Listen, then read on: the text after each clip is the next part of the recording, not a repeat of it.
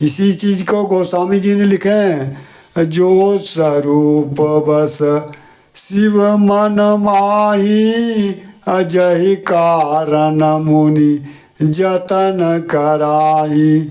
जो भसुंड मन मानस हंसा, अगुण सगुण जहि निगम प्रशंसा। देखई हम सोय रूप भरि लोचन, अकृपा करहु प्रंतारति मोचन। वही स्वरूप में, आत्म स्वरूप में शंकर भगवान रात दिन लौलीन रहते हैं। जो स्वरूप बस शिव मन माही, शिव जी के मन में रात दिन रहता है, बसता है वो स्वरूप। जो स्वरूप बस शिव, जय कारण मुनि जतन कहें, ऋषि मुनि जतन कराते हैं उसी स्वरूप के दर्शन के लिए। जो भुसुंड मन मानस हंसा, अगुण सगुण जय निगम प्रसन्न। जिसे वेद अगुण निर्गुण ब्रह्म और सगुण ब्रह्म कह के पुकारते हैं। अगुण सगुण नहीं कछु भेदा, अगावहि संत पुराण बुध वेदा। अगुण निर्गुण और सगुण ब्रह्म में कोई अंतर नहीं, एक ही है। अगुणय रूप अलखय जजोई, अभगत प्रेम वस सगुण सोई। जो निर्गुण निरंकार है, ये निर्गुण ब्रह्म हुआ जिसे हम नहीं देख पाते हैं। और भगत के प्रेम बस से वे जब स्थूल शरीर धारण करते हैं तो सगुण ब्रह्म हो जाते हैं। जैसे राम अवतार लिए, कृष्ण लिए, भगवान शंकराचार्य लिए, इत्यादि जितने भी महान पुरुष हुए,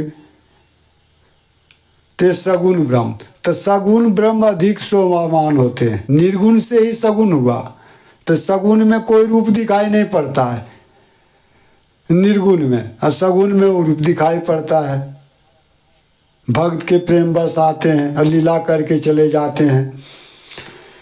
फूले कमल सोह सर कैसा, अनिर्गुण ब्रह्म सगुण भय जैसा। तालाब में जब तक कमल नहीं खिलता है तब कुछ नहीं शोभा दिखाई पड़ता है। जब तालाब में कमल खिल जाते हैं तो कितना शोभा सुंदर लगता है देखने में। उसी तरह जब निर्गुण ब्रह्म सगुण में आ जाते हैं तब अधिक सुंदर देखने में लगता है। इसलिए निर्गुण सगुण में कोई अंतर नहीं, निर्गुण ही सगुण रूप धारण किया। हमारे शरीर ये हो गया सगुण, और इसमें जो आत्मा है ये निर्गुण हो गया, जिसे हम लोग नहीं देख पाते हैं। चूँकि इंद्रियातीत है, माया के परे है, तीनों गुण से ऊपर है, 5 तत्व 25 प्रकृति के ऊपर है, आदि के माया के ऊपर ये ब्रह्म है। इसे ज्ञान दृष्टि से देखा जा सकता है। इसीलिए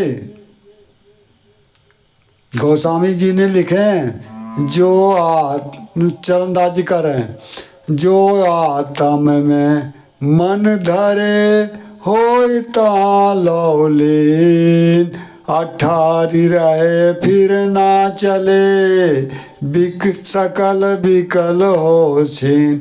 मन को आत्मा में लगाना है। जो आत्मा में मन धरे, मन जो आत्मा में के स्वरूप को देख लिया तो ठहर रहे फिर ना चले। वो ठहर जाएगा फिर नहीं चलेगा, इसके चंचलता समाप्त हो जाएगा। जब स्थिर होगा कुछ क्षण के बाद वो समाधि हो जाएगा, मन विलीन हो जाएगा, तो मनुष्य आवागमन से पार हो जाता है। यही धर्म जहाज है। इसीलिए गोस्वामी जी ने लिखे हैं, धर्म तड़ाग ज्ञान विज्ञान, एक कमल विकसे विधि नाना। ये धर्म रूपी तालाब में ज्ञान और विज्ञान रूपी सहस्रदल कमल खिल जाते हैं। ये धर्म रूपी धर्म जहाज को चढ़कर मनुष्य भव सागर से पार उतर जाता है। इसीलिए हम लोग